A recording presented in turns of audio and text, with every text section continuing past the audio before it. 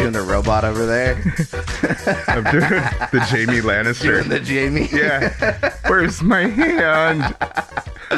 What's up, everybody? What's up, all? What did I? Oh yeah, I have a new thing. This is stupid. This is stupid. It is.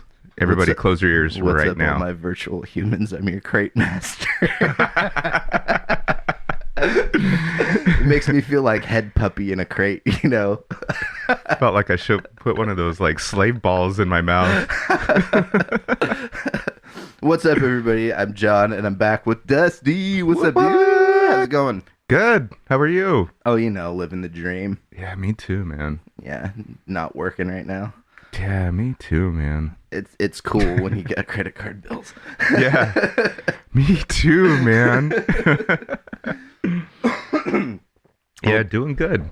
Well, tired, but good. Yeah, you tired because... Busy week. Good week. Been up killing White Walkers. Yeah. And by killing White Walkers, no, just smoking White Walker.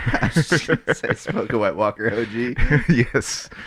Yeah, my eyes turned blue, and that was good. We'll go a little cross-eyed, but... Ordered some toppers.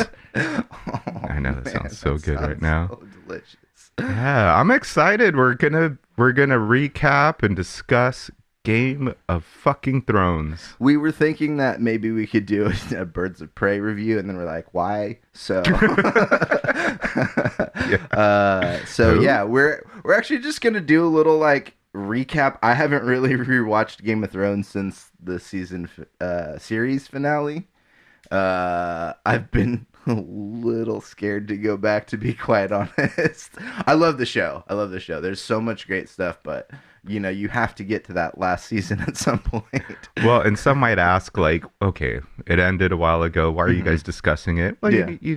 Gosh, eight seasons? 8 seasons, and look, this is one of those shows that did things that a lot of other shows didn't do. It was like the most pirated show of all time. There's like all of these like records that it constantly was setting, and there's going to be shows that happen in the future because Game of Thrones, you know, there's like, for sure, Game of Thrones is the precursor to something just like Rome and Sopranos were for Game of Thrones.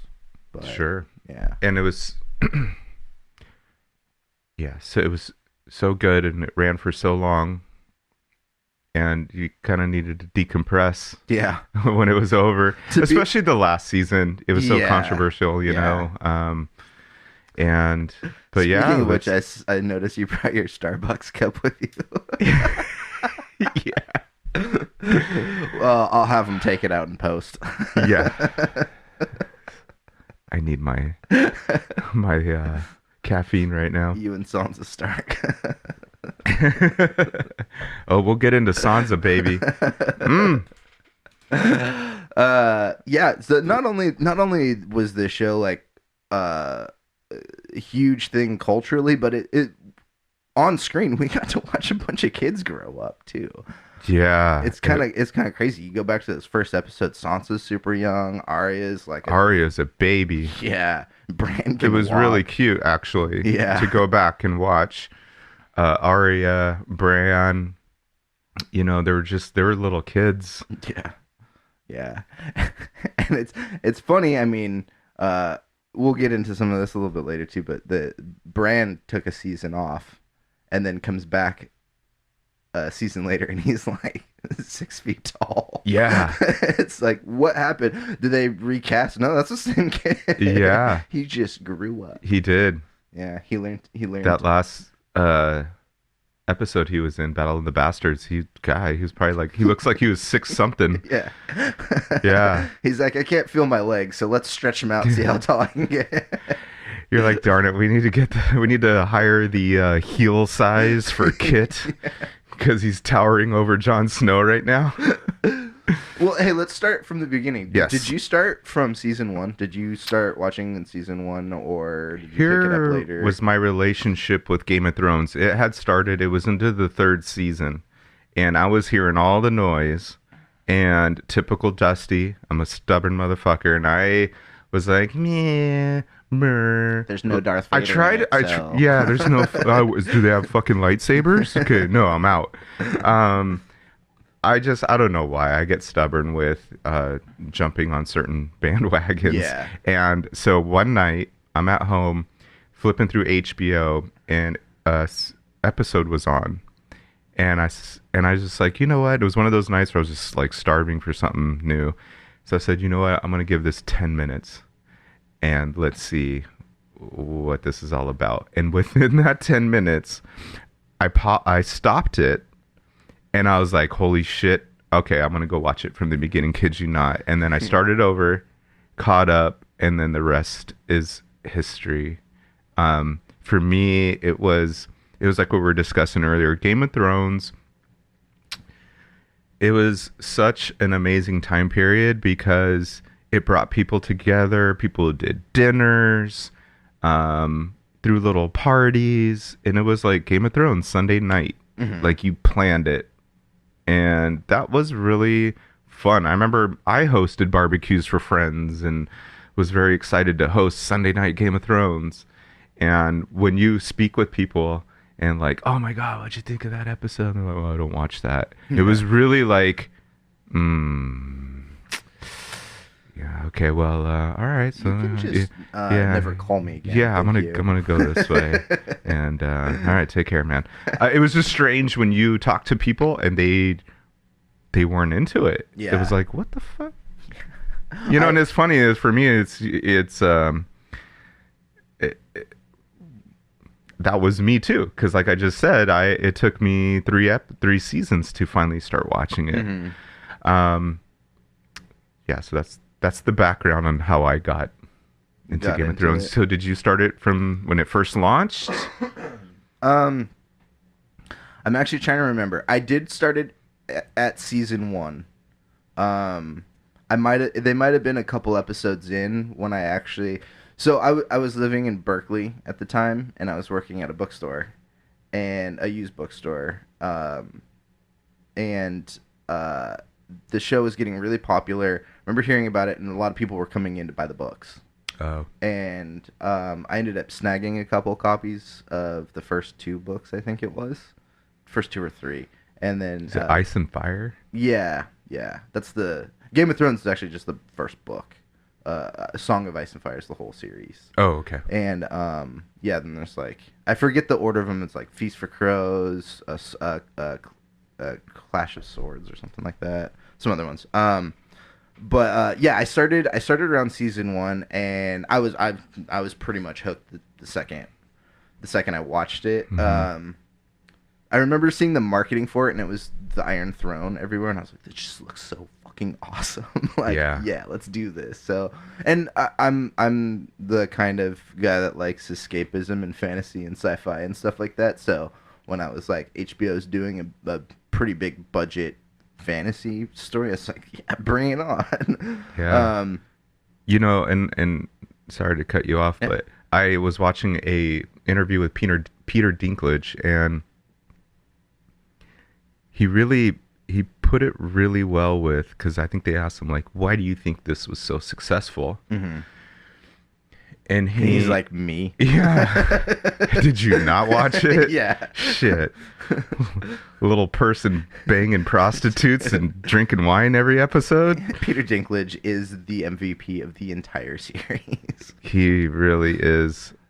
Really is. And his point was, because they focus so much on the characters versus, like, we have dragons, mm-hmm. but it wasn't about the dragons. Yeah.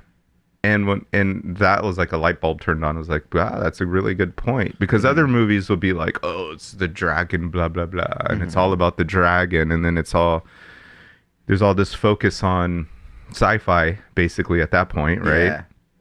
Where this is really focused on the individuals and the houses and them trying to gain or keep the power. Yeah. And then the other thing that really got me was where they like filming on location. Such beautiful scenery. Oh my god. Oh my god. The cinematography is some of the best cinematography in television ever. Yeah. It's movie quality before there was movie quality television. We'll get into one of my favorite seasons and episodes, but it part of it was just the scenery of that episode that those are the ones like, okay, I've been wanting to go visit Ireland, but there's scenes where you're just like, I gotta go to Ireland and see that. And people do. I mean, there's people go to. There's a lot of people that travel to go to see like movie sets, but to me, the two big ones are like Lord of the Rings and Croatia to go see. They didn't just film in Croatia, but Croatia is one of the big places. I think there's King's Landing and some other spots that they shot. But a lot of the Game of Thrones locations are huge tourist attractions now, and did you know you could do a whole tour? A whole world tour? It's, I guess you sign up, it's a vacation tour, and you could tour all the castles where they filmed it. Crazy. Yeah. That's crazy. Yeah. I want to go to Harrenhal, where everyone's pretty much dead. Yeah. But let's get into it. So, yeah, did you want to start with? I mean, honestly, that first season was so good. You talked about the characters that drive the story. That was, I think, what attracted me to stay with the show. I was drawn to it because it was a fantasy element, but they tease you with the fantasy almost the entire series. Right. They drop little bits here and there, like. You really start getting more into it in season 2 with the smoke monster, the lost smoke monster we get. But that's an accessory to the story, and it really emphasizes or really accentuates the story as a whole, is because you're not dealing with magic or anything right off the bat. It's almost the same kind of world we live in, where if this stuff was happening to us now, like, I really hate to think about what would, like, this is modern politics, but let's say like Kate Middleton, yeah, whatever, gave birth to a smoke monster to like kill Henry or like total like craziness, but like that shit would be crazy, right? Yeah. And that happens in a medieval setting. And poor Sir Davos. Oh man, he had to watch it. I know. This show also takes a lot from history too. There's like you can go through. There's a lot. George R. R. Martin, the author of the books, talks about taking a lot of influence from things that really happened, like War of the Roses. It's a big influence in the Game of Thrones lore. It's such a great amalgamation of creativity and history, and in a lot of ways, like George Lucas did with Star Wars. I mean, the Empire is kind of Nazi World War II. Yeah, that's what a lot of people don't understand is the influence behind these movies and films these series. Yeah, it's when you see those comparisons, a lot of it clicks. Yeah, oh man, and there's so much history that we got in our schooling, but after watching some of Game of Thrones, I'll see the Real Red Wedding YouTube video or something like that, and it's some historian talking about a situation similar to the Red Wedding that maybe George took inspiration from, and I love seeing that kind of stuff. When I go down those YouTube holes, it's like hours. But I'll move away from history nerd shit. Yeah, this first season I think drew a lot of people in with the storytelling, but then they did something at the end of the first season that a lot of stories don't tell. And that they just straight up killed the perceived main character. They just beheaded him. Yeah. And that tripped a lot of people out. And I think us collectively as an audience had to reevaluate how we were listening to stories at that point, because we're like, well, we've been following Ned and his kids the whole time, and now he's gone. He's gone. What's going on? Yeah. Like, what? And he was someone that, in me anyways, you just loved the character. You respected him. You knew he was just a badass warrior. Yeah. and he was all about family and what was, his ethics, and he stood for what's right. Yeah. And then he gets beheaded, and you're like, oh, where the hell is this going? Yeah. This isn't. I applaud them for that. I mean, obviously it was, I'm assuming it's in the book. Oh yeah. Yeah. So the fact that they didn't dick around in the series, and they just did it and kept moving on with storylines and not try to create their own and turn Ned into a superhero or something. I mean, there's just so many ways writers can take it and fuck it up. And it gave Sean Bean his 1000th death in a movie, so he got a free. Really? Yeah. Well, I mean, it was a little club card actors get that, once you've died 1,000 times in a movie, they're like, hey, you get a free sandwich or something. Or get a bag of chips? No. Sean Bean's great. I love it. So then season 2 rolls around, and I don't think a lot of people knew what to expect because, our main character's gone. And there was actually a small little controversy in season 2. I think it was the first of all the Game of Thrones controversies. I don't know if you remember this, but there's a scene where Joffrey is making Sansa look at Ned's head. Oh, on the spike? On the spike. Oh, yeah. And actually, this might be season 1 still. This might, because they kill Ned in like the second to last episode, and then there's still another. It might be the last episode of the first season, or spill over into season 2. I can't quite remember. But anyways, one of the heads on the spike, the prop people used a George W. Bush mask. No way. Yeah, and somebody caught it and caught a stink, caused a big old stink about it, and it was like, come on, guys. They just went to a Halloween store after Halloween and, bought up all the masks they could for props. Yeah. It wasn't a political statement. Right. It's more just, accessibility. And if anything, Bush would be like, yes. I made it into Game of Thrones. Yes. Woo! Woo! Let's go get ourselves another beer. So as the story But that was the first. So that scene? Yeah. I believe that was the first time you kind of see the Hound. Yeah. Kind of a sensitive side to him. Because he steps in between. Because she was about to push him off Joffrey off that little bridge they're on. Yeah. And he caught that. And instead, because Joffrey slapped Sansa.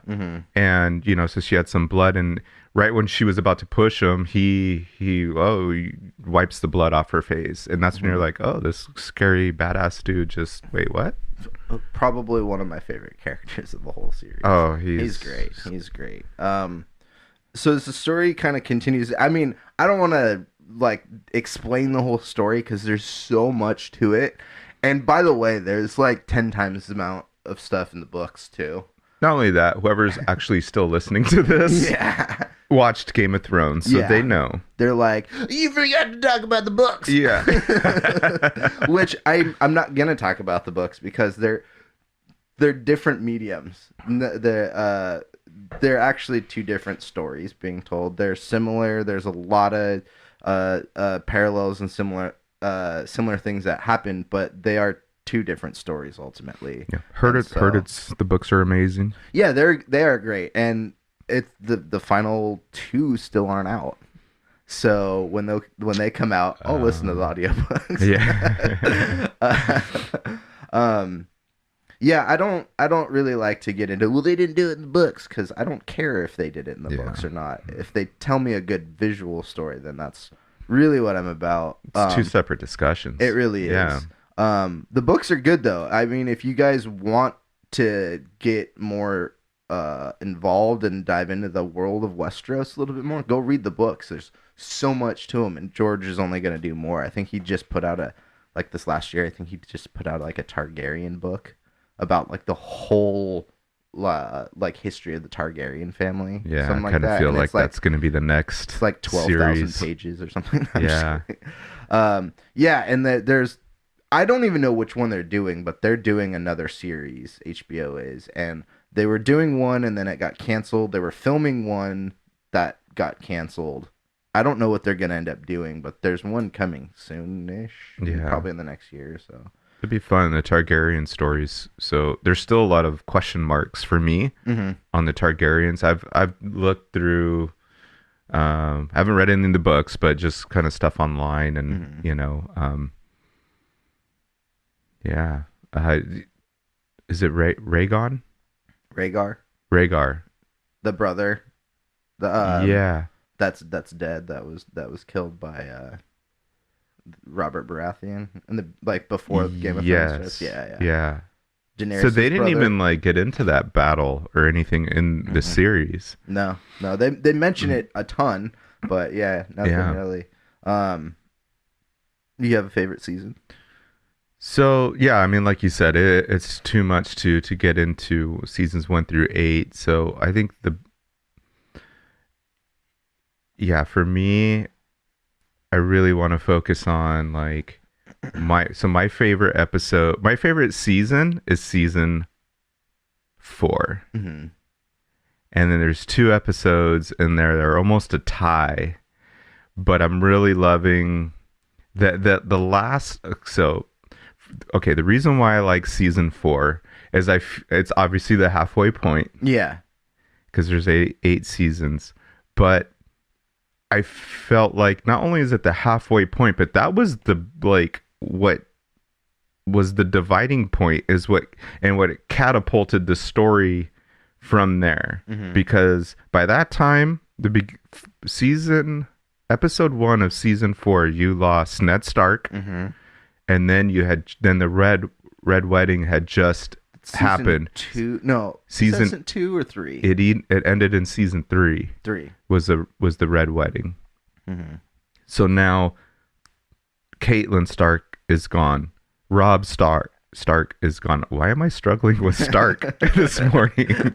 Iron Man. Yeah, the Starks. So you're almost looking at like, wow, they're done. Mm-hmm. Yeah, Sansa's out there. Yeah. And, you know, you just have She's that. gonna get eaten by wolves one of these days. Yeah. Just living out there on her own in the woods. Yeah, Arya is. It was so for me. So the opening scene of episode 1 of season 4 was probably my favorite, and it was Tyrion with the large sword, and I believe it was either Robb's sword or was it Ned's? It was Ned's. It was and they Ned's, melted right? down- Yeah. Ice, I think is what it's called, and it was so big they melted it down into 2 swords. Well, the name of that episode is Two Swords. 2 swords. Right? Yeah, and like that whole opening scene, the music and how they showed it melting, Mm-hmm. and then he throws. It's like a big. It was like a case where he kept the sword in, but it was like a badger or some type of animal. Yeah. Big weasel, I don't know. It looked funky, but then he throws it on the fire to burn that. Yeah. And then you see his face, and then boom, it goes into the wiener, wiener, wiener, wiener. Peter Dinklage. The badger was actually just a sacrifice to the gods. Yeah. Either way, it was awesome. I went straight home and did it with a little squirrel I caught in my front lawn, but it worked. And it's that for me. How's your switchblade work now? I melted it and I couldn't rebuild it. And so so in that season, you have so much going on, and I don't know why, but the end of that season was amazing. I'll get to that in a second, but I just have to go with my favorite part is the end of episode 1, and it's the Hound and Arya, and they stumble on this little like Is that the cottage with the farmer and his daughter? that I believe that was that season. Okay. But this is where they go to. It's almost like a little restaurant place, Mm-hmm. a little cottage, and they had food. But they go up and they notice. First of all, getting there, they notice there's like people dead.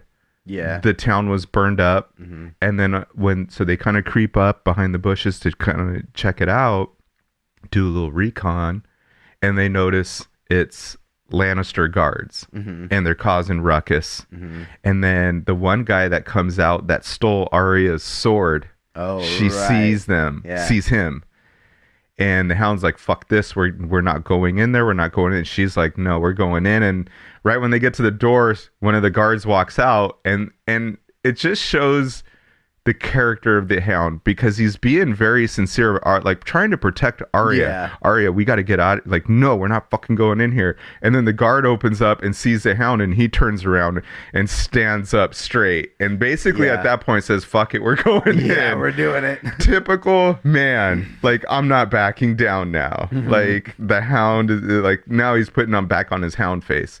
So they go in, and the dialogue between the Hound and the guy, I'm forgetting his name, but the guy that took his sword, or took Arya's sword, was just great. Because at first he's like, sees the Hound and he's all over his jock, right? Like, oh, it's the Hound, and we get to do whatever we want now. Like, the Starks are dead, and blah, blah, blah.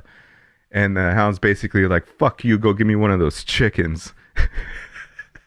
And then it turns into, after the dialogue, they ended up they didn't get along, they ended up fighting. And then here's why it's special to me, and here's why I'm going to argue why this season and that episode, I have to say, is better. Even though Battle of the Bastards, and people are going to argue with me, it was, yes, one of the amazing, most best episodes ever. But it's a Battle of the Bastards, you have so many people that already fucking kill people. Yeah. Jon Snow's already murdered him. How many people? Yeah. And it's another battle. This was the first time.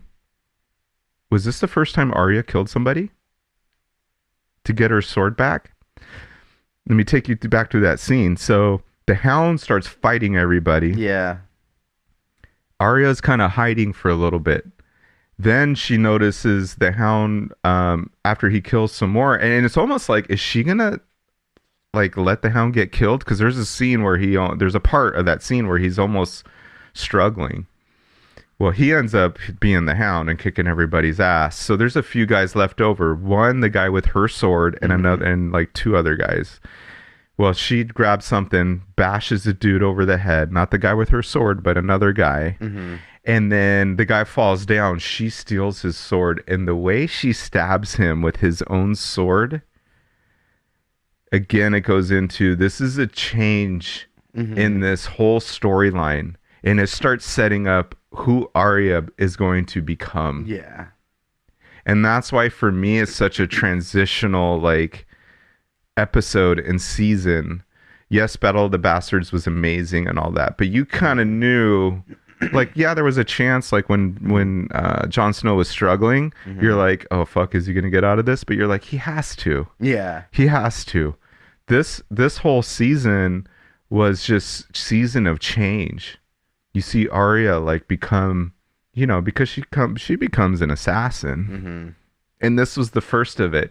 So rewind back to what I was going. So she kills that guy with that sword. The guy that has her needle, is what she called it. He was facing the Hound, and she goes up behind him and slices him in the Achilles. Yeah, I remember that now. He falls down. It's been a while since I've watched this. Yeah. It just proved that I have no life, because I'm describing this in detail, and it came out, 6 years ago or something. As he's going down, she steals her needle back. And then she goes into the verbiage of what that guy told her friend when he stole her sword and killed her friend. Yeah. Like, oh, it's a cute little sword. I think I'll pick my teeth with it. Yeah. And that's when he looked at her like, oh, shit. And then she slowly stabs him in the fucking throat. Yeah, she becomes so bad. So, and also too, okay, Battle of the Bastards, I hadn't been that excited about a fight scene, and this is funny, since Braveheart. And now you look at Braveheart and you're like, amateurs. But I mean, that's just that. How long ago did Braveheart come out? I think that was 94. Yeah. So those battle scenes. So that's reminds me of like the Battle of the Bastards. But the action scene of the end of that scene in season 1 of episode 4 where the guy's on top of the hound. You're thinking, shit, he might get him. And of course, the guy's got a knife that's on top of the hound, and he somehow, of course, he's way stronger than this dude, gets him, and then with the dude's knife, slams his head into it. Yeah. Amazing film. Like, the way they film that was so intimate. Like, a big battle scene, like, it's going to be chaotic, they have to do, but an up close scene like that where he's like struggling and then boom, smashes his fucking head into that knife. It's the little things like that that I appreciate on such an intimate scene. Yeah. And so that happened, and then Arya is like, you see where she starts to become who she is. Yeah. And then the rest of that whole season is, then you have the breath of fresh air, Sansa escaping. Yeah. Yeah. And you think for a moment that, okay, she's going to be safe. Oh, thank God. But then her crazy ass fucking aunt. Mm-hmm. And that whole thing. The one that's still breastfeeding her like 14-year-old child. Yeah. Jeez, can I get some from my Starbucks? They forgot the milk. and then it gets into and then another reason why it's my favorite is they introduce the Red Viper. Yeah. Oh man, he's a short-lived character. He is, but so good. He is the Mandalorian. Yeah, with the same mustache. I gotta love. Just not only do I love him as an actor, but that character was amazing. Total badass. They kept reminding you of how he grew up training with warriors. He even mentioned it.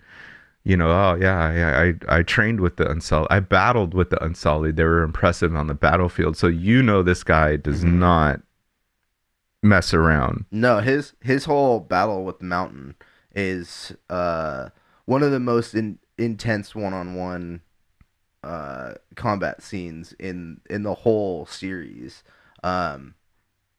He's flashy for sure, but that shit just, oh man, it makes me want to like just grab my eyes and be like, I hope nobody ever touches these. Yeah. Because he gets his head exploded in basically from the Mountain from being a little too cocky. But he did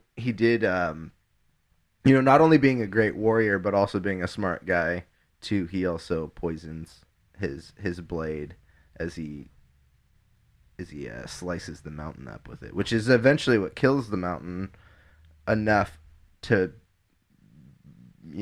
do this whatever weird shit like the Maester did to turn him into the like zombie version of himself.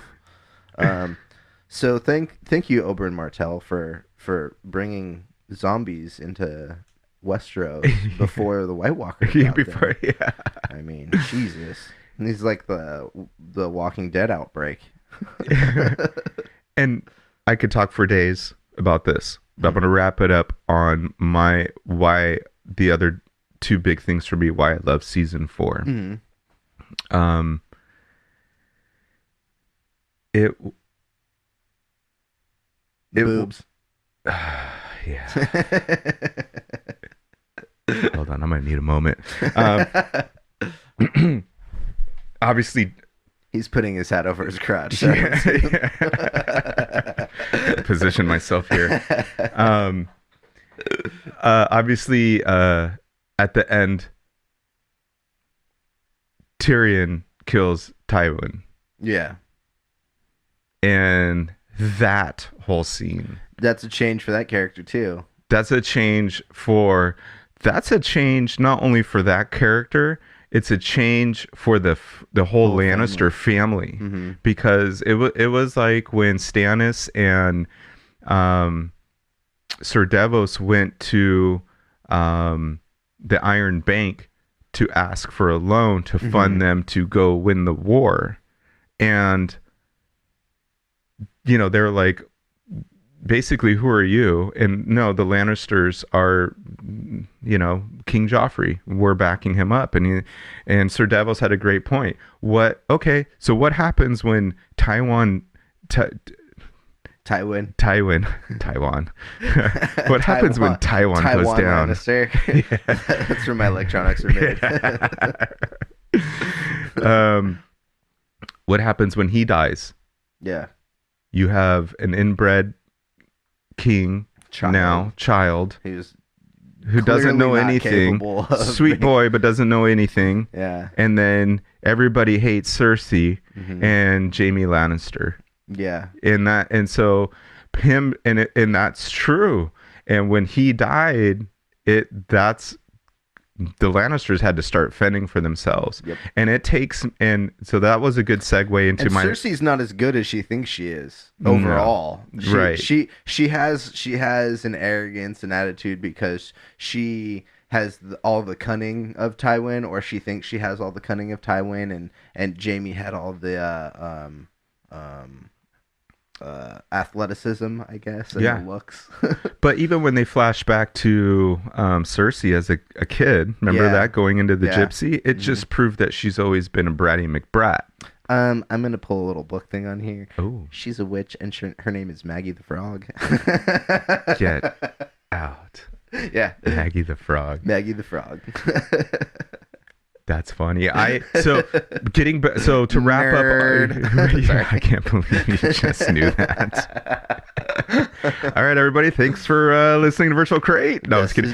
He's just broken up with me as friends. Yeah. But no, for me, so that was a good segue into the other change in that season was the change of Jaime Lannister. His hand. Is that the season? Well, he had already lost his hand, and he had already lost his hand. He made it back. That's season 4. He finally made it back, but Cersei's pissed that he was gone, and she's being a brat about it, and he's trying to like, hey, I've been gone for 6 weeks or whatever. Are we gonna hook up? And she's like, no, you took too long to come back. And he's like, I murdered people to get back here. I escaped from the Starks. I killed our cousin. Yeah, I killed people to get here. Yeah. Here's the breaking point in season 4 with them two. This is the first time he disobeys her. Yeah. She asks him, what would you do if I asked you to leave now and go hunt Sansa down and bring me back her fucking head? And what does he do? Yeah. He goes to Brienne of Tarth and gives her the sword that his father gifted him that was made from, the 2 swords, blah, blah, blah, the Valyrian steel. And and asks her to go find Sansa and take her back to her family and find her and keep her safe. Yeah. That was like, holy shit.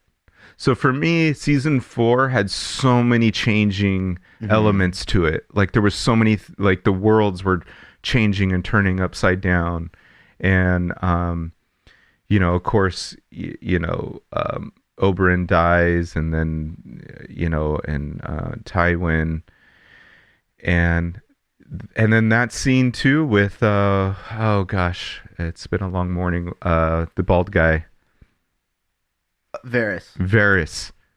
He leaves. The spider leaves with Tyrion at the end. So he removed himself, which has been his dream, to stay in Westeros and serve the realm. But yet now he just assisted in the murder of the Hand of the King. Yeah. And now he's out. And then my favorite, okay, this is what I was getting into when we're talking about scenes and location and film. Right after that scene, it goes into this beautiful waterfall. I want to say that was filmed in Ireland. I could be wrong. Is this the egret? No, Cave? it's well, then there's that. Oh yeah. Yeah, Anyways, there's so much. Again, yeah, there's a so lot to much, talk and I'm about. trying to wrap it up. I know because you still need to get onto yours. But it shows the scene where Arya is by herself on her white horse. But it starts with this waterfall, and then it goes to Arya, and it's the most soothing scene because you can tell she's free for a little bit, and the way they film that. And I'm gonna shut up now. I love it. I love everything about Game of Thrones. There was so much. There was so much more. There were so many other great seasons. Sansa, the scene where Brianna Tarth, Sansa finally allows her to swear to her allegiancy to her. I almost fucking cried. I kid you not. It was so magical. So there's so much. Love Game of Thrones. Thank you, everybody. That was a part of it. We're not done yet here. I man. know. We're not done. I'm wrapping up because I want to hear your favorites. So I'll be honest, I don't have a favorite season. There are I would say maybe for me there's maybe parts of storylines that just aren't as strong. So it's not like a weak season or whatever, but some of the Arya stuff, like when she's training, gets It's not my little favorite. Yeah, it gets a little bit like I mostly have favorite episodes, and you talked about was it episode 4 or episode 1 of season 4 that you loved? Yeah. It's interesting to hear that everybody's got their favorite episodes. Yours is definitely more character involved and story driven, and mine is the standard. I love Battle of the Bastards. Great fucking episode. I love it for different reasons. It's not that when I think back on it, I think that the whole episode is Battle of the Bastards, but it's really the last half of the episode because there's a couple of things that happen in the beginning with Cersei. I can't remember. There's a couple of things that happen in the first half of the episode, but it's that last half that everyone thinks about. Well, and with that subject, they actually met with Oh yeah, in the beginning there's like the they lead up. meet up and they Yeah. talk about the Yeah. we're basically surrender to us. Yeah. And it was such a fucking God. If you're gonna fall in love with Jon Snow, Yeah. it was the scene where he's like, why should we just have everybody fight? Yeah. How about you and I go at it man to Yeah. man? And he does, and he just Ramsay's a bitch. Ramsay bitched out. He bitched out. Yeah. And it was so, and then to see Sansa just cut him off and you know what, you're going to die tomorrow, sleep well, and she rides off. You just, there's so many great, A lot of it for me is the cinematography of it. This has some of the best scenery shots, but then there's the actual action of it too. And I'm one of those people that likes to see like how things are made.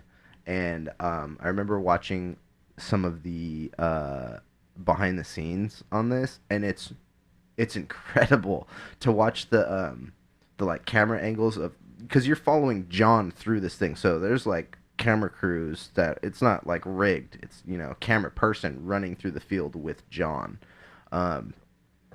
And then like there's horses and stuff and people coming on horses that they put in post, but they still have those things coming in, and I watched that too. Yeah, it was so amazing how they did it. It's great. And they I think that the feeling of complete utter failure and loss when everything's going to shit during that the main battle, when Jon's getting trampled basically and he's stuck in the pile of people, and like I remember watching that for the first time thinking, I can't breathe right now. Dude, right? I can't breathe. And then you felt suffocated. Yeah. With Jon, and you're like, yeah, I'm gonna die. And you realize there's just a really huge dab that you took. Yeah. Thank you, Rail Garden. Not sponsored. And then as he finally gets up for air, and then you see another person they don't really get too much into, but Small John Umber. He's one of Ramsay's right hand men. Mm-hmm. His dad was friends with Ned Stark. The big guy. Big John Umber, who I think gets killed off in season 2 or something. Mm-hmm. And so Big John or Small John Ember's fighting, and he's fighting Tormund. He's the one that's fighting Tormund, and then Tormund bites his ear off. Yeah. I think he bites his neck. Or neck. Yeah. I saw something with Mike Tyson recently. Yeah, Mike Tyson was there. Mike Tyson was there. Hey, we're this hungry. But so Tormund takes like a huge chunk out of his neck and then just like starts beating the shit out of him. But that's at that key moment when you hear those horns, and you're like, "What's the horns?" And then fucking Sansa riding around the corner with the fucking Knights of the Vale. Fucking key. It was such a in a movie. It was a pump your fist moment. Yeah, in a movie, usually you would maybe see that coming, and I think a lot of us as viewers were kind of paying attention, and Sansa was the smartest one in that scenario. Yes, she was ready for all of this more so than Jon was. Jon put up a fucking fight for sure, but she was smart enough to know what to do, and I think as a viewer you're like, you could say, oh, I saw it coming or whatever, but the way that they built it up was so intense. Like, I was still struggling for air because I thought we were all gonna die, and that's just me watching this thing. And you realize you're in bed with a bag of Cheetos. Yeah, pretty much. Oh, I'm good. I'm good. like, Thank God. Everything's cool. I'm good. I really like this. I don't want to. I'm not going to sit too long on this episode because there's. Well, it speaks for itself. It was a really, really well done. It is. If you listen to our Watchmen episode a few episodes back, I compare it to an episode of Watchmen, and these two episodes to me sit as some of the pinnacle of TV ever. Battle of the Bastards and the Hooded Justice episode of Watchmen, I think, are on the same level of not just cinematics, but story too. Mm-hmm. Just some of the best television we've ever seen. But we don't get Battle of the Bastards without precursors to that. And season 1, we get the loss of Ned, and then season 2, you get the Battle of Blackwater Bay, which is where Tyrion first gets some accolades from his family because he helped defend Blackwater Bay, which that fight goes differently in the books. He gets his nose chopped off instead of the scar across his face. Well, I heard in the book he's a hideous looking guy. Yeah. He literally is missing a nose from then on. Yeah. In the whole thing. But like he was already hideous looking, I guess, like the book described him. Am I right? Am I wrong or right? Yeah. And then he got jacked up in that battle. Yeah, he gets fucked up. Yeah, but which he was survives and they totally win. Great episode. Yeah, but with the series, there's a lead up to all this. So it's like Ned and then the Battle of Blackwater, which is a good battle, but it's relatively small in the TV scale because again, I'm not trying to be the book guy, but it's much larger scale in the book, and I get budget restrictions and things like that.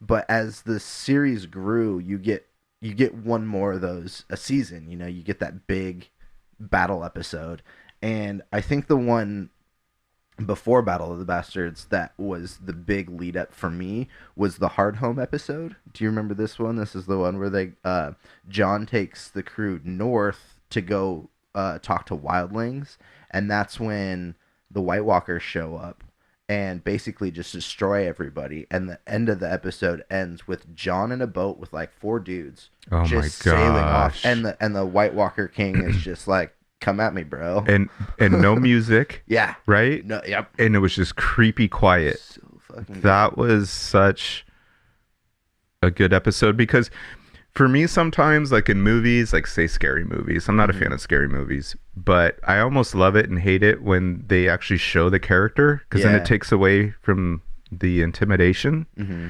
And that was when you really saw the White Walkers in full force, I think. You get a small sense, like in the first episode, the very first episode, there's all the body parts that make up like the spiral or whatever. Yeah. So you kind of always get these little things, but this is the there was first others time. Like when Sam was out there in the north, and you see him. There was a whole herd of them, but this was like they were first time fighting. You see the full force of them. Yeah, too, and then for him to do how he raised the people that they killed, and he turned them. Yeah, so fucking like hopeless at that point. And I mean, Battle of the Bastards is a great episode because you're like, fuck, Jon might die right here. But this is a even larger looming threat because, Jon loses Battle of the Bastards.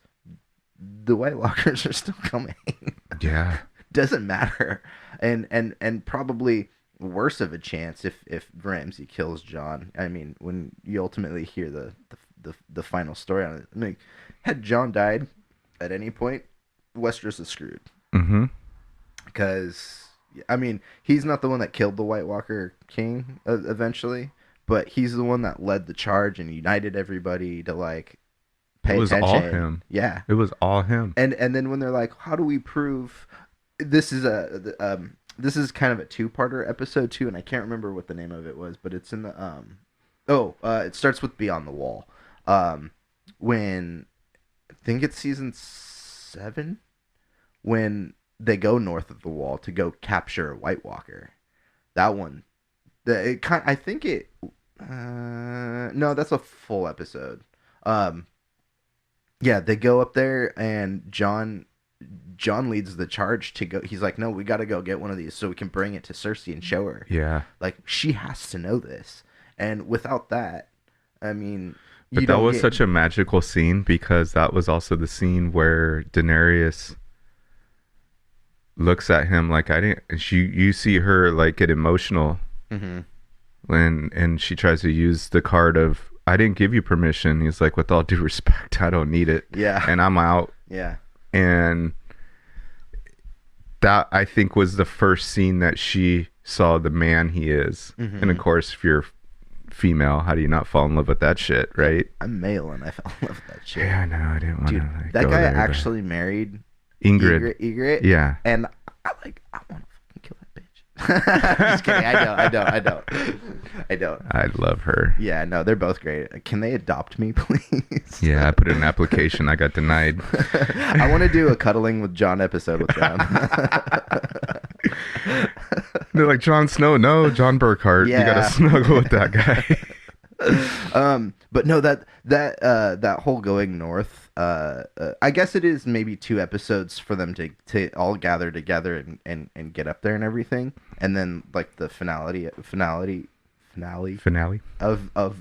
that whole scenario with the dragon battle and how that ends up. But I really loved the team up. It's like the Magnificent Seven. You get like Beric Dondarrion. You get the Hound. You got Jon Snow. You got Davos. Not Sir Davos. Sir Davos is he there? Yeah, he's there. Yeah, he's there with Gendry. Yes. And yeah, it's just like all the people you've wanted to see. Wait, is Gendry the Baratheon? Yeah, he's cool.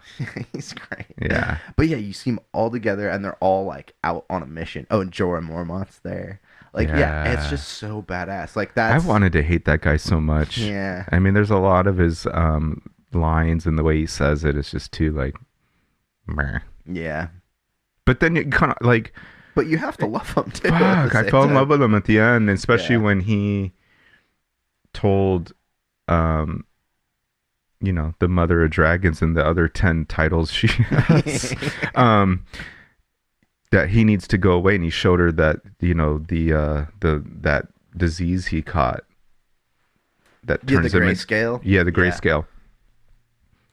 And you just kind of like feel for him after that, and I wanted to hate the guy for so long, and I actually did. That again, it just goes to prove how good this was done. There was characters I wanted to hate. I wanted to hate Cersei so bad. Yeah. Man, she was a badass. I mean, that episode where she blew up the Citadel. The Citadel. Oof. I remember. I think I was watching that at my house. I think I had Nathan, Andrea, my friend Ruby there too, and I remember us just kind of like, "What the fuck?" Dude, that one's Holy crazy because not shit. only did she blow that up, but I had chills at the end of that episode too because that's when Tommen, the king, her youngest son, that's when he is like, nope. And then there's that scene of the window and he's standing there and he sees it and then he walks off screen, takes his crown off, puts it down, and then just walks out that window. When that happened, I was like, are you I didn't see that coming. I was No. like, oh shit. Yeah, that was a cherry on top. Yeah, that was a rough one.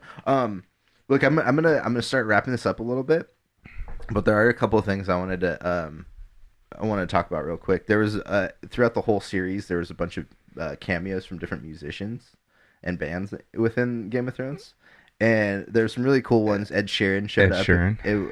He was a Lannister soldier hanging out with and sang a little bit. Yeah, yeah. And then actually at the Red Wedding, there's the band that's playing the Reigns of Castamere, and one of the guys is the drummer from Coldplay. No way. Yeah. I didn't know that. Yeah, and then there's a metal band, Mastodon, that I not a huge fan, but I like Mastodon. And Mastodon I think they were Wildlings and then White Walkers in the last couple of seasons. They showed up a couple of times. Cool. And then there was a bunch of other people, and even some of the actors on there are musicians themselves. Like the guy that played Braun is like kind of an '80s like UK pop star. Really? Yeah, I guess he was in some. I don't know, if pop star is the right term, but he was in some stuff in the bit. Awesome character, by the way. The red witch. She's a singer. Really? Yeah. Clarice Van Houten, I think is her name. Yeah, there's actually a bunch of people on the show that are musicians, and I think a couple of them started like a fake band behind like off on set, just like I forget what they're called, like a game of bros or something like that. I don't know. But yeah, no, like this was such a big thing that people were clamoring to be a part of it too, even like musicians and stuff. And with something like this, you might hear big actors maybe wanting to get on it, and they did. They got some cool people. There was in that season when the Hound comes back, when you think he's dead for so long, he's with that group of people, and he's from Underwood, right? Deadwood. Yeah. Ian McShane, he's been in a bunch of stuff. He was in the recent Hellboy movie. I mean, he's been in a lot of stuff. I really like him as an actor. They killed him in that episode too. I know, and his character in that was so great. And actually, when you were talking about the Hound earlier, I was thinking about that scene is after he's with those people and he goes and finds the guys that killed them. And there's that scene where they're just the guys are just sitting around talking, and you just see the Hound like walking from like way back down the road, and like they're kind of like, what the fuck? And then they turn around and the Hound just like beheads one of them, and just like starts murdering. And you're like, he's back. Yeah. That was a great scene. But yeah, no, there was a lot of people in there. Was there any cameos that you noticed in the show? Not off the top of my head. Yeah. No. Yeah. Well, there probably will be in the next series. Yeah. The one of them that got canceled, one of the main characters was Naomi Watts. In the like one that they were working on that they canceled. Really? Yeah. Oh. Yeah. I think that was a Targaryen heavy one too. I can't remember what the show was about. But do you have an overall rating for this show? I'm gonna give it an A+. I have to. I know the last season there was a lot of going back and forth on it. I personally, I don't care. I loved the ending montage of all the Starks showing them prevailing, like they won it. And I loved it because that's what you rooted for. And so, would I have tried to choose a different path on how it all ended and all that? Sure, but at the end of the day, I live in Camarillo and I'm in the wrong industry to even so I'm so thankful for it. It was so it's shows like this that really helps you escape from life and just really enjoy what I get a little irritated when somebody, like, I've had conversations about this show, and the show had a lot of people would say maybe at least 5 solid, really good seasons that collectively a lot of people really like. Depends on who you are and how you feel about the last couple of seasons.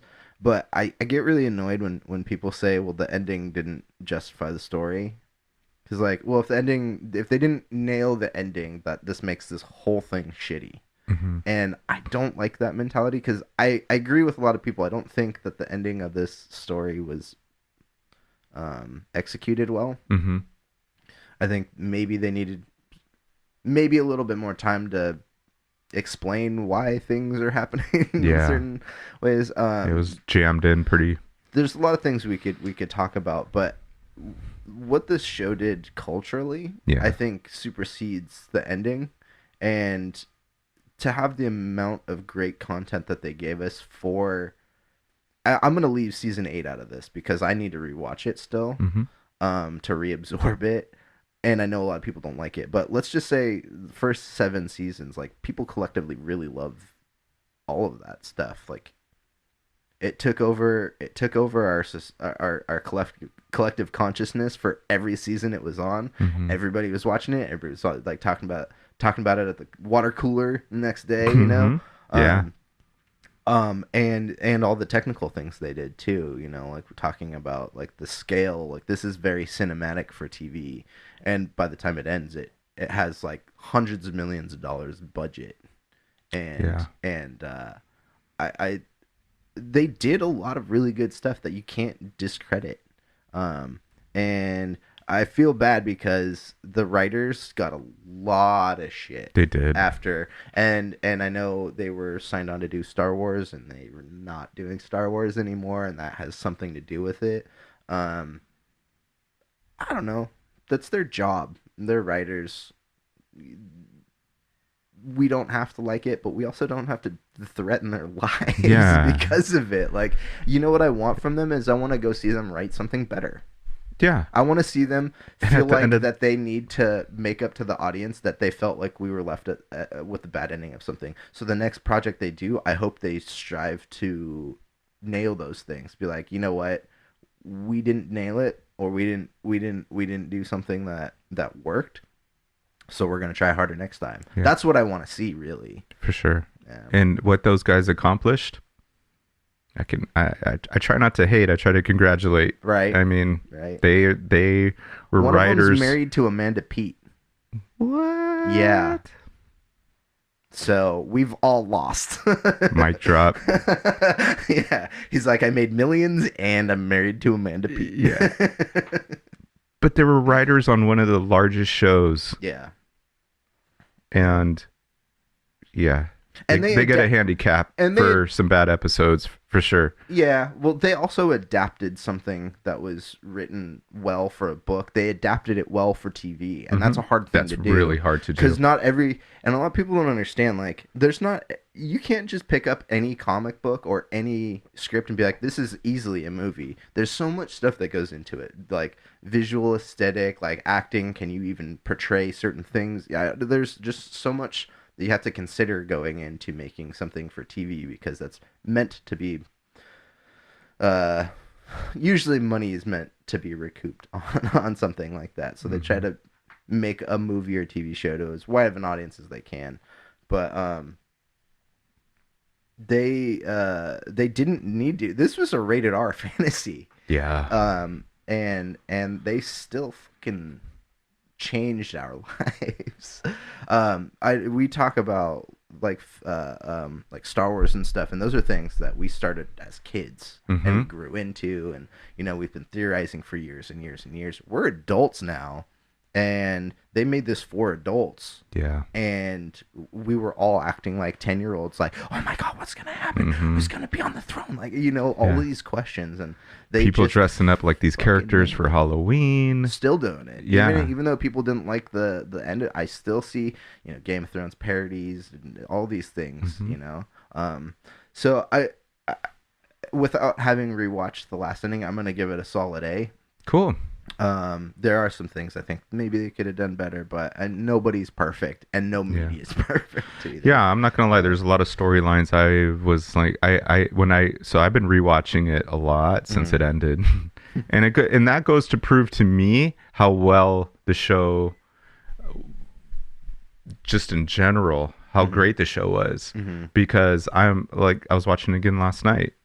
I knew we were going to talk about it and I wanted to refresh, but I wanted to watch it. Yeah. And this even when it ended, So when the last season came out and it ended, I actually started over and I watched the whole thing. Really? Yeah.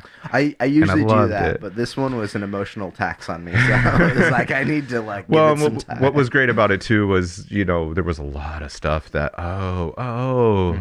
because there's so many characters, so many things in this world that, when you're new to it, remembering names and houses and what actually happened. So when you rewatched it, it was a lot of stuff made sense. Yeah. And one thing I want to add before we wrap up is at the end of the final season, there's a documentary that goes along with it. And if anybody is hesitant on watching that, because I'm not one to really watch so much of, the characters on why they love their own character. I don't want to see any of that shit. I mean, did you watch it? I didn't, but I heard about it. And it's actually one of the things I've been wanting to watch with it, because it follows more of the production stuff, right? Like one of the main things is an extra that like kind of goes through the seasons too. Yeah, I love that. One of the main characters in this documentary is a kind of a stunt guy, and the majority of his role was he was an officer in the Stark army. Mm-hmm. He was a soldier, but they showed him but you get to see their lives, the people that created the sets and what they did, how hard they working in the snow, rain. It was really well done. And there are scenes of the main characters, like they did the round table reading, and they showed a lot of the first time they read the ending. So that was amazing to see that, and you saw the emotion of it. It was just mad. I highly recommend it for those that were hesitant. Yeah, that is definitely something I need to watch too.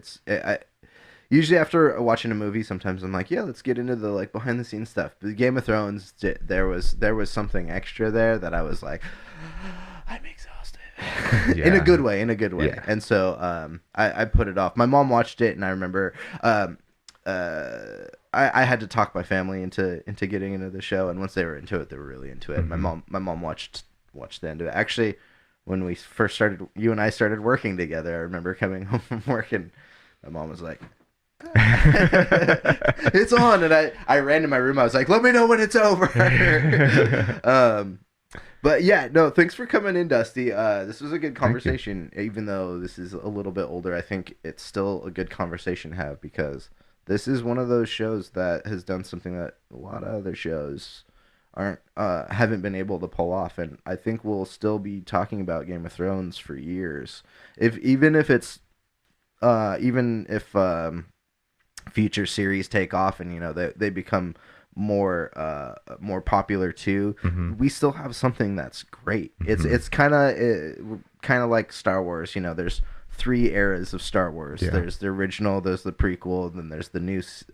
Everybody likes their own era, but we'll always have this original series. So thank you for everybody at HBO and George R. Martin and Dan and Dave, the writers, and Amanda Pete for just existing, and all the actors that brought it home. Everyone, so much, thank you. So magical, so great. Yeah. Well, if anybody out at home has anything they want to contribute, anything that we missed, that there's a lot to talk about, so there's a lot we missed. But if there's any part of the conversation you guys want to join in, please comment in the section below. Comment below in the comment section. I can talk. But Dusty, thanks for coming in this week. Thank you, my friend. Yeah. Let's do it again soon. We'll definitely do it again soon. Well, for the virtual crate, we'll see you after the commercial break, and I'll be back with Pat. Later. Peace, love. You still got pets? They still trying to get married? We got hamsters or something? Well, whatever you got, consider having a big day at Richard's Pet Wedding Facilities. We've got chairs and grass. Look at this log. And this nervous guy. We remodeled recently, so it's like a brand new magical paradise next to the same dumpster that you're used to off exit 7. Richard's Pet Wedding Facilities. Only the best for your pets. From the day you were born to to the day you die. We are there. From the drugs you consume to the food you eat, we made that. When you are at work or being intimate, we are watching. Robots have always been here and always will. Friendly because we choose to be. Have you been feeling low? And has work been breathing down your neck? And you hate it when your friends touch you? Try ecstasy. Sweat the demons out and dance your pants off. I know it works because I'm on it right now. May cause sweatiness, dry mouth, and erections. Do not buy ecstasy as it is still federally illegal and Dr. Hiram Singh is not an accredited doctor. Our oceans have become more and more polluted, and it's displacing and wiping out entire species. But there's one species that needs a little extra help. The elusive tube-octopus has lost its home in the deep sea, and the rise of mumble rap has negatively affected mating rituals. So please, help us save the tube-octopus.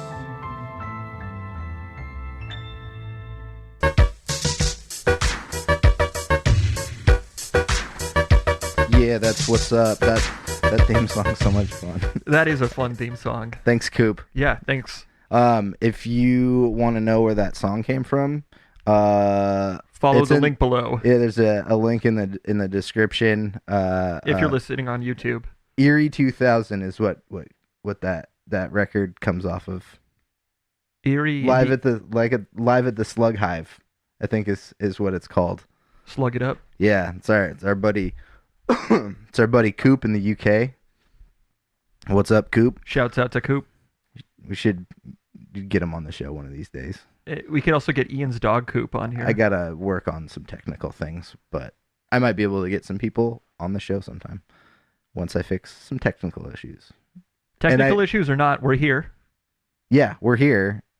We're Steer, and we ate Texas. It's a lot to eat, but we ate made the it whole happen. state because we're cows. Yeah, that's why there's no grass in Texas or Santa Paula because we live here now. So Pat and I didn't have a whole lot of news to talk about, so we wanted to do kind of a retrospective type episode where we talk about something that meant something to us in the past. A record that we might actually, recommend to people in our daily lives. Pat, what record was that? This would be Modest Mouse, kind of their mainstream breakthrough. Mm-hmm. Good news for people who love bad news. Was this their first major label? Because they were on what, Sub Pop? Epic. They were on Epic. No, they were on. They might have started out on Sub Pop. Yeah. But I believe, were on Epic as of Lonesome Crowded West, and which was 2 LPs before Good News. First, I don't know why I'm thinking this. Were they on Universal at all? Epic it might have been backed by Universal. Okay. I'm not really sure. I'd have to research that a little bit, which we don't do. Yeah, we don't care. We don't care. That's not what this show is. This show is us talking about the content. And we want to talk about the emotion. Yeah, I want to cry about things. I want to listen to some Modest Mouse and just cry for a while. Because guess what? Shocker. Some of the songs brought up some past scars. You wanted to edit the sad parts? I wanted to edit the sad parts. I wanted to cry about the sad parts. I just wanted to curl up in a ball and just be a mouse.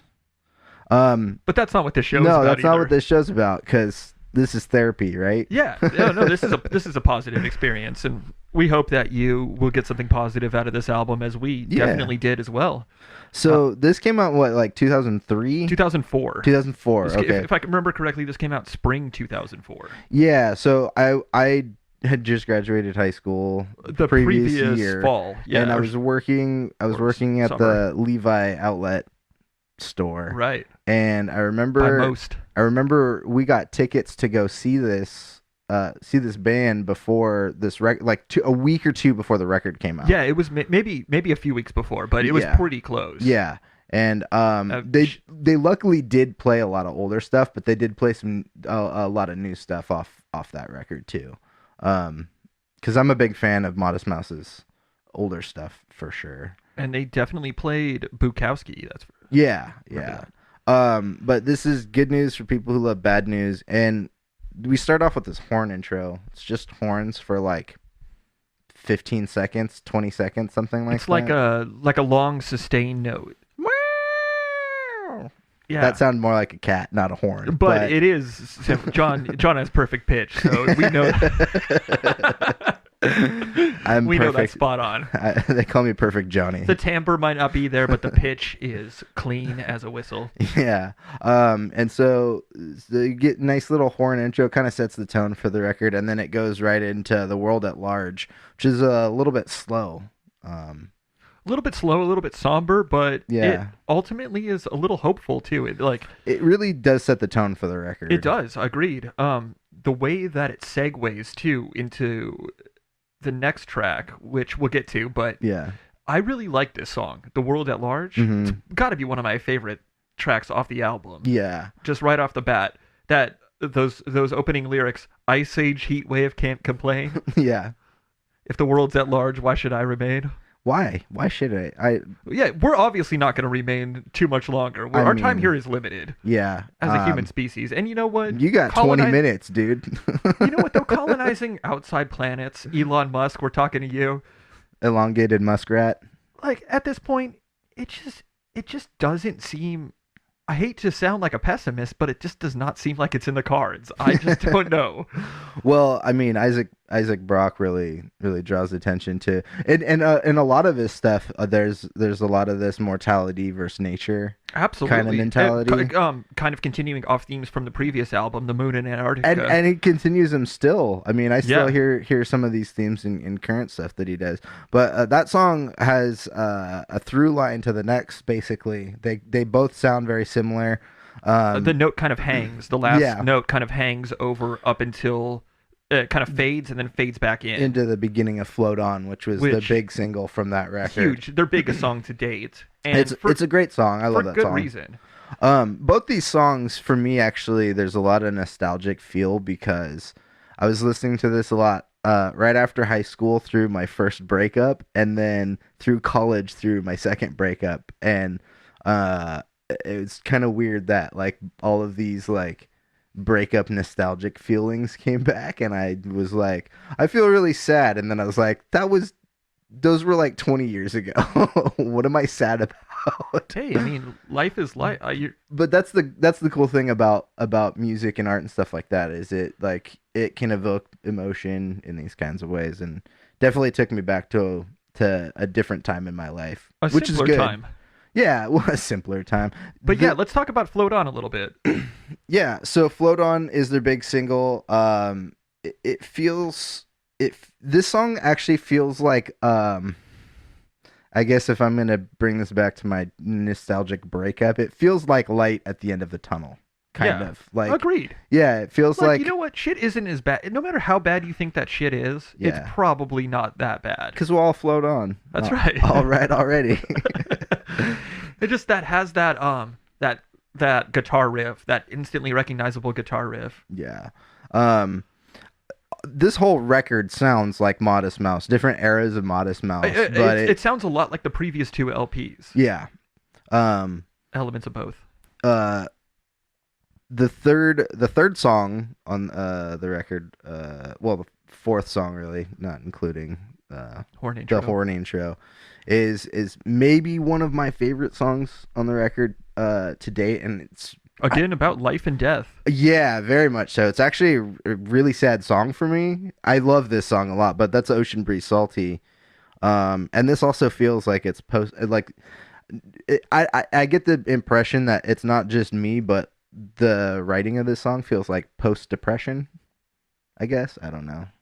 Feels like somebody kind of just coming out of a spell. Coming out of depression. Yeah. Like, a lot of this record feels like that. You know, there's death and sadness, but also a lot of hopefulness. And I don't know what his battle with depression was like, you know, in his personal life. I've heard we've both stories. been there. Yeah, I've heard stories about him, and I can only we've all had a little bit of depression in our lives. So, but this song's great. I really love the video for this one. This one where like the crow is the human crow thing, and like they're in the field.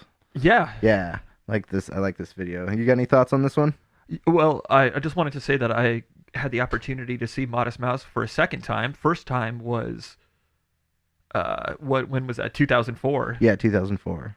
Yeah, so I had the opportunity to see Modest Mouse 2 years ago, and they played this song, and it was one of my favorites of the set. Just brought back memories, and it has a good feel. They have a big touring band now. Yeah, yeah. And it's just a cool song. It's got a lot of cool instrumentation. Did they have two drummers when you saw them? Two drummers and a percussionist, I believe. Oh, okay, okay. Yeah, their band's much bigger than they were originally a 3-piece. Just a 3-piece. Yeah.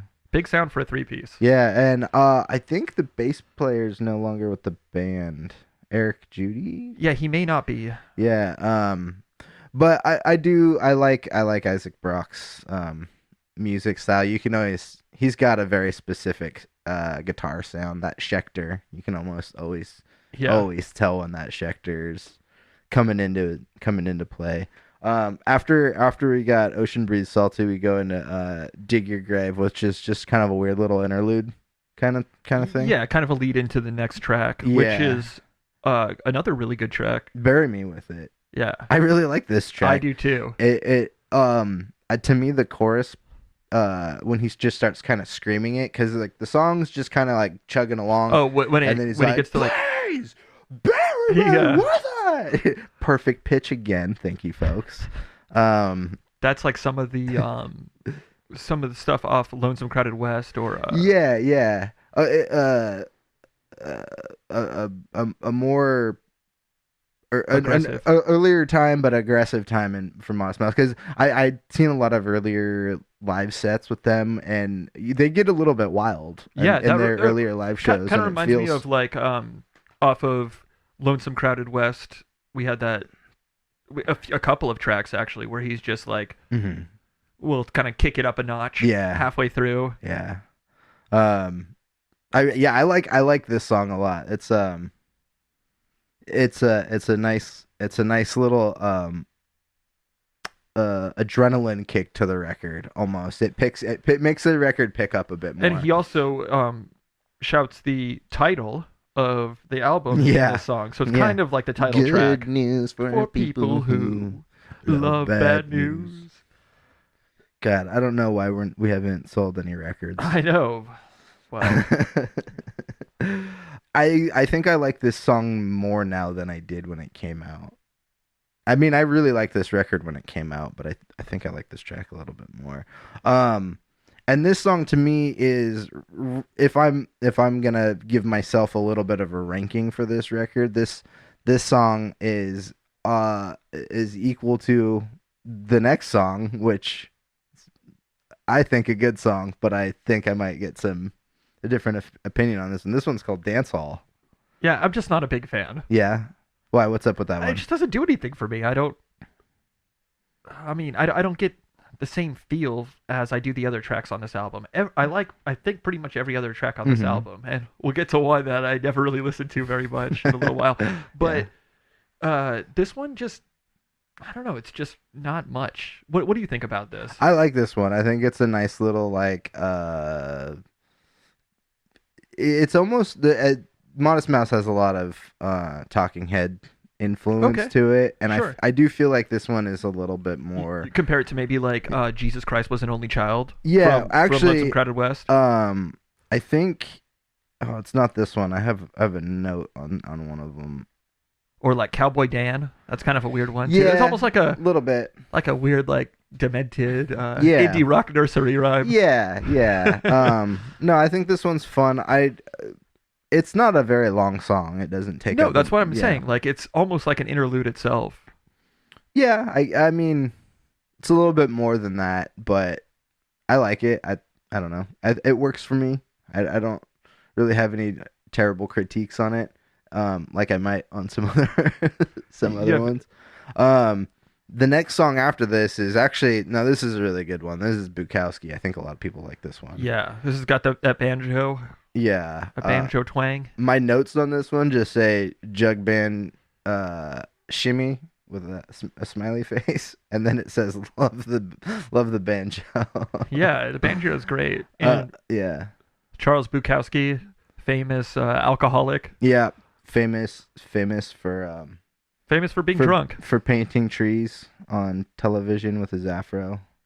And this question asks the Yeah. this song asks the question, why did God have to be such an asshole? Bob Ross Bukowski. It's a bit of a loaded question, but you know what? Yeah. Well, I mean, we're all assholes, so I think If we're really created in God's image, then then it's Bob Ross Bukowski over here.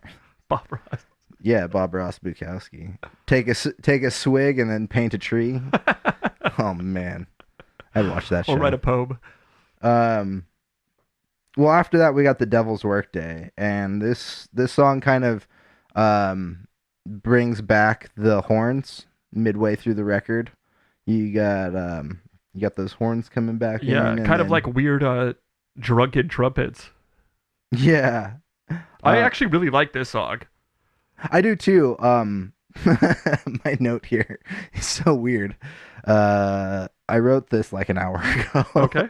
First of all, I can't read my own writing. Second of all, it says Vagabond Paradise makes me feel like I'm eating around a fire with 1940 circus folk. Yeah, I remember when this album came out, there was a movie, an animated film that had come out as a French film, The Triplets of Belleville. Oh, I love that movie. But It's been you a long told time. me that this song was in The Triplets of Belleville, and Did it seemed I? completely plausible at the time. Did I? To my 17-year-old self. Well, backstory, Pat and I lie to each other constantly. It's more like you lie to me.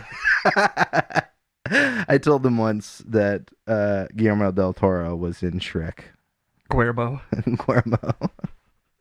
And yeah, he believed me for like 2 seconds. Benicio del Toro. Not Guillermo del Toro. No, Guillermo del Toro. he plays Donkey. Yeah, but Devil's Workday, weird song. Yeah, it's got a little bit of that like kind of circusy, old timey kind of, I don't know. Vagabond Paradise really rings clear to me now. I love those weird horns.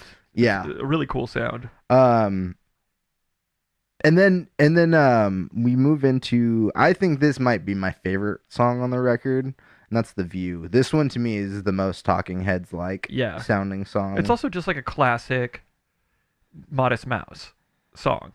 Yeah, it actually, this one kind of reminds me of Doing the Cockroach.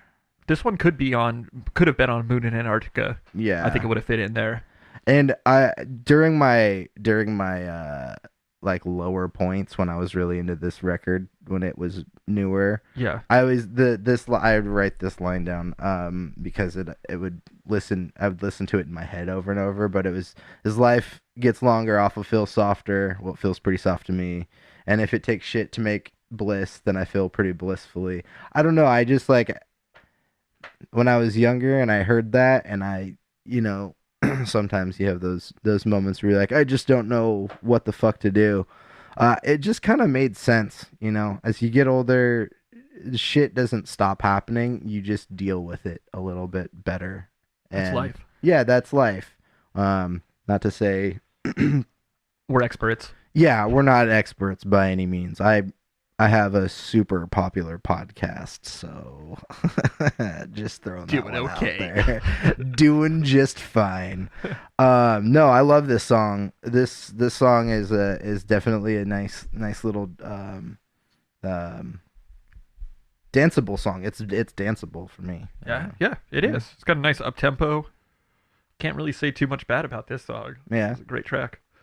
Well, I think you should start saying bad things about everything, just to piss people off. Hot takes. Let's start instigating internet trolls. We could be instigators. Yeah, Instigator.com. Let's get those trolls. By the way, If you're a troll, you better have a gem in your belly, and you have better have pink hair. Some fucking color. Some neon hair. Some fucking color hair. Orange, green, Yeah. pink. Just make sure it's neon. Whatever, you fucking trolls. Anyways, were you satin in a coffin? Because that's the next song. Satin in a coffin. That song is... It's another unusual one. It's got a lot of like Eastern vibes to it. It's good. I like it. Eastern style, like a chords. Baltic sound. Are you dead or are you sleeping? God, I sure hope you are dead.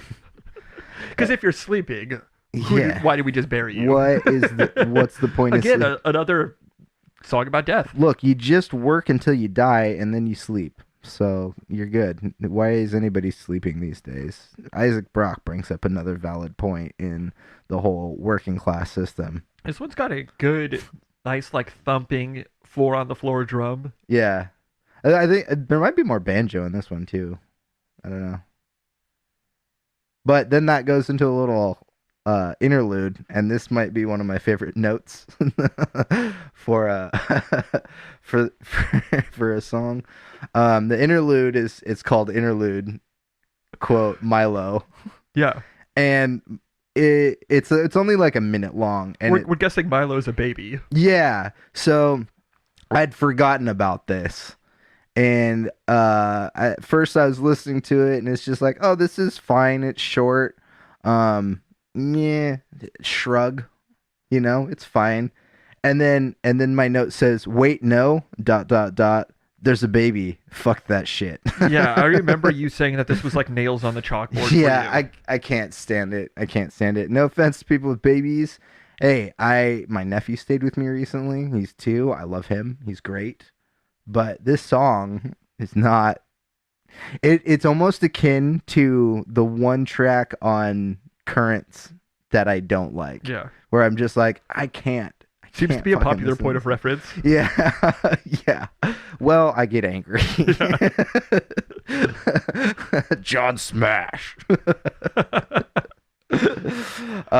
So yeah, we got this interlude. Do you like this interlude at all with the baby? I mean, it's he's not like whatever. crying. There's like an organ sound underneath it. Yeah, it's whatever. It's fine. Oh, fucking baby. Fuck that. And then we go. Well, that leads right in, I guess, to another track that I'm not a big fan of. My note says skipped every time. And I pretty much did too. This is Blame It on the Tetons. Yeah. The Tetons, are you familiar? The Tetons? Tetons? The croutons? The mountain range in Wyoming. Do you put them in salads too? I mean, maybe, if you're God. Tight. I think you're probably pissed at Isaac Brock too. You're like, dude, why did you just call me an asshole a bunch of times? Yeah. I was just trying to... and then you're blaming my croutons? I gave you mountains to eat, you idiot. Well, I don't like this song very much. Well, you know what? I skip it. I also had skipped it pretty much every time. But I listened to it, and you know what? It's a pretty damn good song. Yeah. It's got some beautiful piano lines, if you allow it to get there, which I don't know if we ever have. I don't. It's good. I'll be fair. It's a good song. But it's slow. It's slower. And it kind of, I think, took us out of the vibe that the album was providing at the time. Right. This was music that we used to drive around listening to. Or skate to. Yeah, get hyped to skate to this, But now I can appreciate it more. To blame it on the Tetons. Yeah, but now I could appreciate it more now that I'm older. Yeah, I mean, our tastes change. Yeah. I do like different music than I liked when I was younger. I still don't like the song. In fact, from this point out, I used to think that like the beginning of the album was really the core of what I liked. World at Large, Float On, Ocean Breeze Salty. Those are classic tracks that I'll never get sick of. But these last few tracks of the album are pretty damn good. I think I agree with you when you talk about the first half of the record being something that stuck out a lot for both of us. I still think that the first half is probably the better part, but there's a lot of good tracks on this record total. And just because I don't like Blame It on the Tetons doesn't mean that Isaac Brock's the worst, because I still will listen to lots and lots of his music, because that dude writes a lot of music. I mean, I don't know if a lot of people know, but he while he was doing earlier Modest Mouse, he had another side project he was doing, Ugly Casanova. That one's a really good project too. I had some of that stuff for a little bit, but after Blame It on the Teens, we go into a great song. There's, like I said, there's a handful of really good songs here towards the end of this record, and Black Cadillacs is one of them. It's I guess I would say my favorite drunk song that I never sang drunk. Yeah. It kind of is. It's like an Irish drinking song. A little bit, yeah. But Modest Mouse style. Yeah. And again, having to do with death. Clouds hung around just like black Cadillacs outside the funeral. It's a little bit of a somber song, but then you get to the chorus and we were done with all that fucking around. How could you not sing along to that? I think it's raining. Sorry, I was distracted. I think it's raining outside. Yeah, it doesn't rain very much in Southern California, but you know what? Those clouds just hung around. Yeah, they just like, sometimes the sit black there. Cadillacs Outside of funerals. Were they done with all the fucking around? Hard to say. No, I like this song.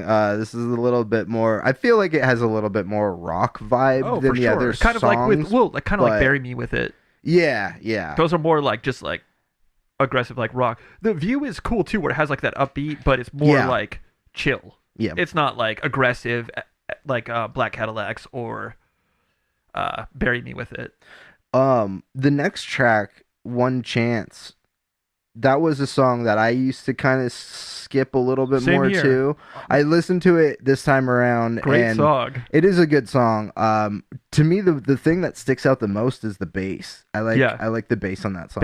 The bass is a good sound on this song. It does. Like there's acoustic guitar and I think some piano or something in there. But the bass really brings to light everything else. And I don't know. It's nice. It's nice when other bandmates get recognized, in bands. Yeah. Modest Mouse is a particularly interesting band because they all have really talented. As they've gotten bigger, they've gotten more talented people like Johnny Marr and things to work with them. But why am I forgetting Jeremiah Green, the drummer? Great drummer. I love Trucker's Atlas off Lonesome Crowded West. That's such a great song. That drum solo intro, that yeah, and not to say that none of the other bandmates don't stick out on this, but I think this One Chance song was particularly nice to hear because it was a slower pace song, and it almost seems like there is more input from a different kind of storyteller within the band. Also, coming from Black Cadillacs, this song has a much more positive vibe. Yeah. Well, it's a little bit, yeah. Yeah, it does. And then that kind of leads into the last two. Or actually just the last one. The last song on the record, and that's the Good Times Are Killing Me, which I think is a collab with Flaming Lips. Maybe just is it Wayne from Flaming Lips? Uh-huh. I want to say that the Flaming Lips are on here. If that's true, I didn't actually know that. You might be right. I just don't know. But if you are, that makes my note make a lot of sense because my note here says 4 a.m. coming off drugs jam session. And then it also says good closer. I do think this is a good closing song for a record. Yeah. Agreed. This whole record has brought up a lot of nostalgia for me, and it's good nostalgia, and it made me feel sad about things that I'm not sad about anymore. Which is funny because I'm like, why am I sad now? But again, I think that just that plays into the fact that music means a lot. Also, when this record was released, this was probably my favorite band. Yeah, mine too. We were both just anticipating this record for a while, and after seeing them live at Ventura Theater, yeah, I think that was my very first concert I've ever went to. Really? Like my first proper concert. Okay. Yeah. My first one was Weird Al at the Oxnard Performing Arts Center. I remember before that. I'm not kidding. That's awesome. I'm not kidding. Yeah, but before this record came out, I just mainly just had mixes. I didn't really have full Modest Mouse albums that I can recall. Yeah. I had a lot of the Moon and Antarctica. Yeah, we both learned a lot from skate videos, and a lot of our music taste came we would make a lot of mixtapes based on skate videos and stuff that we found in skate videos. Yeah, so. I remember in film. Yeah, they used Trailer Trash as one of the outros. And that song is awesome. I love that song. I mean, I'm sure if we go through other Modest Mouse records for these retrospectives going forward, because we'll do more of these, we'll pick an album and just kind of talk about it. I'm sure if we go through other Modest Mouse stuff, there's going to be so many other. There's a lot of memories I have to this band. Yeah, and same here. All different records. This is actually a breakup record for me, which is weird, but that's just where I was for this. But Lonesome Crowded West and Long Drive and Moon in Antarctica, all those have tracks that were in skate videos that meant something to me from some of my favorite skaters, or we used to do trips all over Southern California to go find skate spots when we were younger. And I remember going to I think it was on our Escondido trip one time. I think it was that film premiere we went to. Was it Tom Cranzel's video? Tom Cranzel's video. Just listening to that, because it was funny. Us as rollerbladers, as young kids, we'd sometimes sit in a car for hours on end, driving down to Orange County or San Diego or something. We just had time. And it was funny because sometimes people would just throw on their own headphones in the car and just zone out. And I used to do that sometimes. I don't know if you did that, fun, but because a lot of it was just the same songs over and over again. It wasn't I mean, I don't know if any of us really had an iPod around. I got an iPod right around the same time that Good News for People Who Love Bad News came out.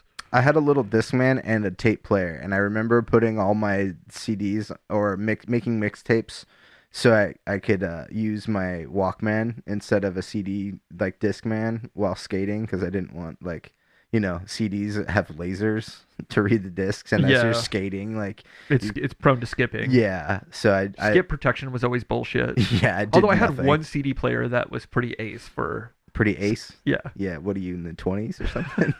I'm old. I'm old. I guess to me this record is just super nostalgic. Do you have any other emotional feelings towards this record at all? Not so much, but it does take me back to that time. Mm-hmm. And you know what? Not a whole lot's changed. We still fucking bum around. 2004, back when I was working at Levi's. I'm still working at Levi's. No, you're not. Don't let these people think that you actually are. Yeah, I don't work. Who does that? Works for suckers. Work is for suckers. I podcast, bitches. Yeah. Just listen to the Devil's Workday. No one pays me for this. Yeah, listen to the Devil's Workday. Well, I like this record a lot. I don't think this is still one of those records that, even though I'm not sad about certain things anymore, I think I still have to absorb listening to it. So I don't think this is something I'm gonna constantly listen to. But it's something that you could come back to. Yeah, I'll definitely come back to it. I have to put it down for a couple of years. I'll listen to other Modest Mouse stuff more. I agree. So than this. I completely agree. But this is definitely, like you said, brings me back to a certain time and place and feeling. Yeah. I had a lot of hope for the future at this time. Yeah. I remember Apple stock was $14 a share. So you know what? I'm kind of sad that I didn't invest. I also didn't have any money. We still don't. Yeah. So not a whole lot's changed there. Yeah. Yeah. Pay your workers more, Levi's. I think I'm gonna have to figure out monetizing this shit. But yeah, Modest Mouse, great band and a great album. Well, you heard it here, folks, from a time traveler from the 20s who thinks it's Ace. Patrick Desiderio, thanks for coming on the Virtual Crate podcast. It's not like you've ever... Well, this version of you has never been here before. This time traveling... Time traveling from the roaring 20s. Yeah. You weirdo. Pretty much. Yes, agreed. Well, thanks for coming on, Pat. We got to do more of these retrospectives. Maybe we can have somebody in the comments or chat suggest some stuff for us to listen to. Tell us and comment on it. Hopefully, it's Stained or Sublime.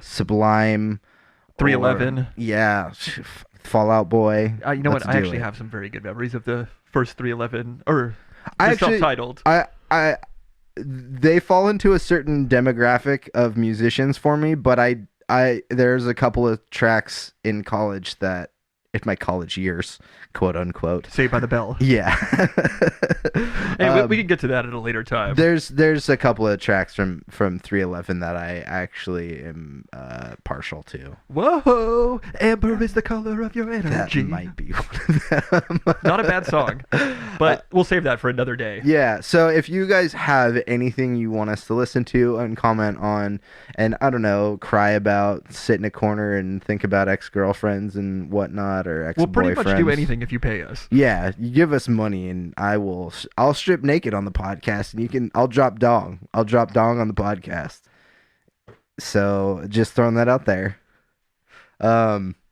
For the Virtual Crate podcast, I've been your Virtual Crate master, John, and let's see what I've else? been your stable boy. Oh yeah, you're on the My Tweets, the Face Space, the Movie Tunnel, and LinkedIn, right? For the Movie Tunnel. Yeah, Movie Tunnel. Those are your social medias. Oh, I thought I was thinking Tunnel Vision. Oh yeah. That's a different website. Yeah.